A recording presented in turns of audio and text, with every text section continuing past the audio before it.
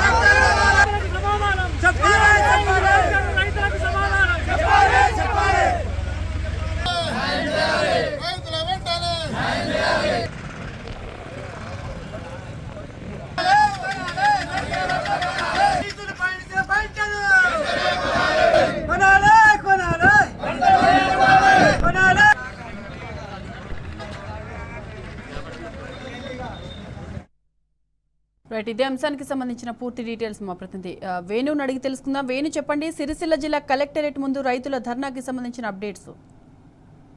సాయమాధవి, గత వారం రోజుల నుంచి కూడా రైతులు తీవ్ర మనోవేదనకు గురవుతున్నటువంటి పరిస్థితి కనిపిస్తుంది. ఎండ చూస్తే 40 డిగ్రీల పైన ఉంటుంది. ఓవైపు వరిధాన్యం తెచ్చిన వరిధాన్యం మార్కెట్ యార్డుల్లో ఆరబోయటము, రోడ్ల మీద ఆరబోయటము, రాత్రి కాగానే కుప్పలు పెట్టడము, మరియు కవర్లు కప్పుకొని వాటిని రక్షించుకోవాల్సిన దుస్థితి అయితే ఏర్పడింది. ఎందుకంటే అకాల వర్షాల నేపథ్యంలో ఎప్పుడు ఏమవుతుందో తెలియని పరిస్థితి.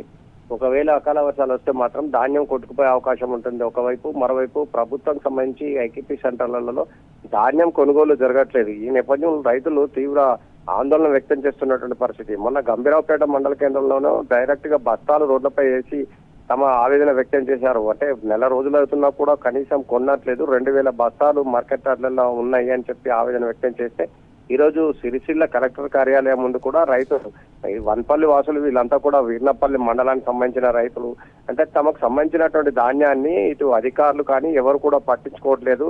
గత నెల రోజుల నుంచి కూడా ధాన్యం తీసుకొచ్చి పోసి ఎండబోసి ఆరబోవటము ఇదే పనిగా జరుగుతూ ఉంది. కానీ మరి అధికారులు కనీసం చీమ కుట్టినట్టయినా వ్యవహరిస్తలేరు. ఈ నేపథ్యంలో తాము కలెక్టరేట్ ముందుకు వచ్చి ధర్నా చేయాల్సిన పరిస్థితి వచ్చిందని చెప్పి ఆవేదన వ్యక్తం చేశారు. అంటే ముఖ్యంగా చూసుకుంటే గత నెల రోజుల నుంచి కూడా రైతులు కోతలు అయిపోతా ఉన్నాయి, పంటలు చేతికి వచ్చినాయి, ఎండ అంటే మాయిశ్చరైజ్ కూడా ఉండకుండా ఎండబెట్టడం జరిగింది. కానీ కొనే నాదుడు లేరు. ఈ నేపథ్యంలో రైతులంతా కూడా తీవ్ర ఆందోళన వ్యక్తం చేస్తున్నారు. ఇదే కాకుండా ఈ రోజు చందుర్తి మండల కేంద్రంలోని బస్టాండ్ ముందు కూడా రైతులు పెద్ద ఎత్తున ఆందోళన వ్యక్తం చేశారు. సాయమాధవి, ఏదేమైనా కానీ గత నెల రోజుల నుంచి కూడా ధాన్యం బస్తాలు అయితే వస్తున్నాయి, కానీ కొనని నేపథ్యంలో దళారులు ఎక్కడ ఏం చేస్తారో అని చెప్పి భయాందోళనకు గురవుతున్నటువంటి పరిస్థితి కనిపిస్తుంది. అంటే ఇప్పటికైనా కూడా ప్రభుత్వంపై దీనిపై స్పష్టత ఇవ్వాలి, దీనిపై స్పందించాల్సిన అవసరం ఉంది. లేకుంటే మాత్రం రైతులను తమ కళ్ళ ముందు పండిన పంట ఇటు దళార్ల కన్నా అమ్ముకోవాల్సి వస్తుంది, లేదా అకాల వర్షాలు వస్తే మాత్రం నష్టపోవాల్సి వస్తుంది అని చెప్పి ఆవేదన వ్యక్తం చేస్తారు. ఈ రోజు మాత్రం ఇటు చందుర్తి మండల కేంద్రంలో బస్టాండ్ ముందు రైతులు పెద్ద ఎత్తున ధర్నా చేశారు. ఇంకోవైపు ఇటు రాజన్న సిరిసిల్ల జిల్లాకు సంబంధించి కలెక్టరేట్ ముందు కూడా ధర్నా చేశారు. అంటే ఇంత పెద్ద ఎత్తున ధర్నా చేస్తున్నా కానీ కలెక్టరేట్ ముందు వచ్చి ఏ అధికారం కూడా మాట్లాడటం లేదు. మరి తాము చేసిన పాపం ఏంటి? పక్క జిల్లాలో అమ్ముడుపోతున్నాయి. రాజన్న సిరిసిల్ల జిల్లా వీర్నపల్లి, వన్పల్లి మండల కేంద్రాల్లో మాత్రం ఒక ధాన్యం కూడా కొంటలేదని చెప్పి ఆవేదన వ్యక్తం చేస్తుంది. ఒకవేళ కనుక వీళ్ళు ఇదే విధంగా ప్రవర్తిస్తే మాత్రం తాము రైతులము మేము సహనంతో ఉంటున్నాము, కానీ అయినా ప్రభుత్వం పట్టించుకుంటలేదు, ఇటు యాజమాన్య ఇటు సంబంధించిన అధికారులు కూడా ఎవరు రావట్లేదు. ఒకవేళ ఇదే విధంగా జరిగితే మాత్రం పెద్ద ఎత్తున ఉద్యమిస్తామని చెప్పి కూడా రైతులు అయితే హెచ్చరిస్తున్న పరిస్థితి అయితే మనకు కనిపిస్తుంది. సాయం. Right Venu, thank you.